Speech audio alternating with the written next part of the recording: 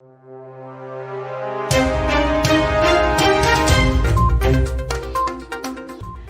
to VARINDIA News Hour. Linux malware saw a 35% growth during 2021. Linux is similar to other operating systems such as Windows and iOS X. Like other operating systems, Linux has a graphical user interface as well as comparable versions of software commonly used on other operating systems. Its users are as diverse as any other operating system, making Linux a favored platform for use in certain areas such as web serving, networking, and databases. The number of malware infections targeting Linux devices rose by 35% in 2021, most commonly to recruit IoT devices for DDoS attacks. IoTs are typically underpowered smart devices running various Linux distributions and are limited to specific functionality. However, when their resources are combined into large groups, they can deliver massive DDoS attacks to even well-protected infrastructures. Besides DDoS, Linux IoT devices are recruited to mine cryptocurrency, facilitate spam mail campaigns, serve as relays, act as command and control servers, or even act as entry point into corporate networks. The most prevalent Linux-based malware families in 2021 were XorDDoS, Mirai and Mozi, which collectively accounted for 22% of all Linux-based IoT malware that year. These were also a main driver of malware targeting all Linux-based systems, which grew 35% in 2021 as compared with 2020.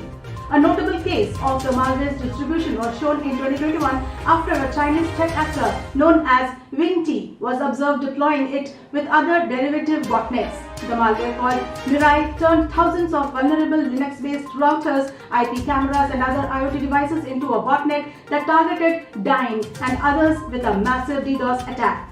Whereas Mozi is a P2P botnet relying on the distributed hash table, that is DHT, lookup system to hide suspicious C2 communications from network traffic monitoring solutions. People often say that hackers don't generally target Linux users because Linux or operating system only takes up about 5% of the market, whereas Mac OS takes 25% and Windows users comprise 70%. This kind of logic and thinking is exactly what makes the Linux users vulnerable. All users are targets regardless of operating system. Although Windows is notoriously easier to hack than Mac operating system or Linux. Fact is, simple endpoint attacks become complex multi-stage operations. Ransom attacks hit small businesses and huge corporations alike. Crypto mining attacks gave cybercriminals an easy foothold into company networks. 2021 witnessed massive data leaks, expensive ransomware payouts, and a vast new complicated threat landscape. And it was the year that saw cybercriminals up their threat game in a big way. Let's look into today's headlines in VARINDIA. Tencent limits kids' access to its gaming platform to 14 hours for 4 weeks. Tencent is going to implement a strict 14-hour limit on young gamers as they head off on their 4-week winter break from school. It's also warning adults against allowing children to use their accounts to avoid these rules, telling adult users that the company will deploy facial recognition on accounts with suspicious activity. According to a post by Tencent Games on its WeChat account, the company has drawn up a calendar from January 17th to February 15th, including the weekends and the Lunar New Year holiday, when young video gaming subscribers are only allowed to play 1 hour each day. Heaps Health raises $7.4 million in its latest funding round. Mumbai-based artificial intelligence-driven healthcare startup Heaps Health has raised $7.45 million in its Series A round of funding led by NVS Wealth Managers and Rajiv Dadlani Group. The startup plans to utilize the fresh capital to strengthen its stream and accelerate the product development process. Heaps Health further aims to strengthen its dominance in its existing markets as well as enter newer territories in the coming months. The company leverages advanced data analytics, artificial intelligence, and machine learning to revolutionize healthcare delivery and payment models. Bureaucrat Vikram Dutt appointed as CMD of Air India. Senior bureaucrat Vikram Dutt has been appointed as the chairman and managing director of Air India Limited, succeeding Union Aviation Secretary Rajiv Bansal, who was appointed AICMD in August 2017, holding additional charge of the airline after being elevated in last September. He is a 1993 batch IS officer of AGMUT cadre. Earlier, Dutt was serving as Principal Secretary in Delhi Government's Health and Family Welfare and later in the Services Department. ShareChat appoints Shreya Sharma as Head of Communications.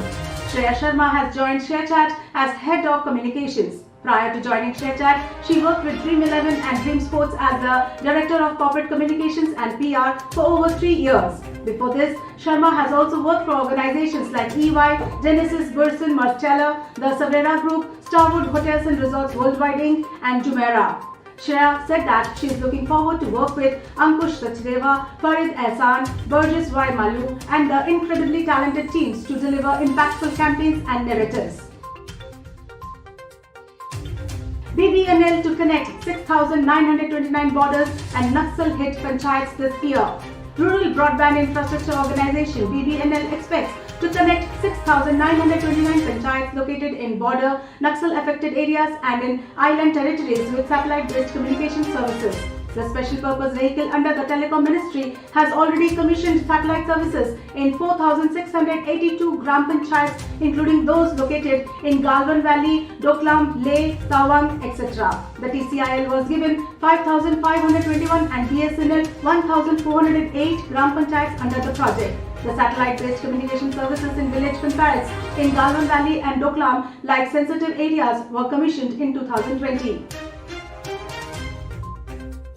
That's all for now. Please like, share, comment and subscribe to VARINDIA News Magazine. You can download the VARINDIA app from Google Play Store and Apple App Store for the latest news and updates. Stay tuned. Thank you.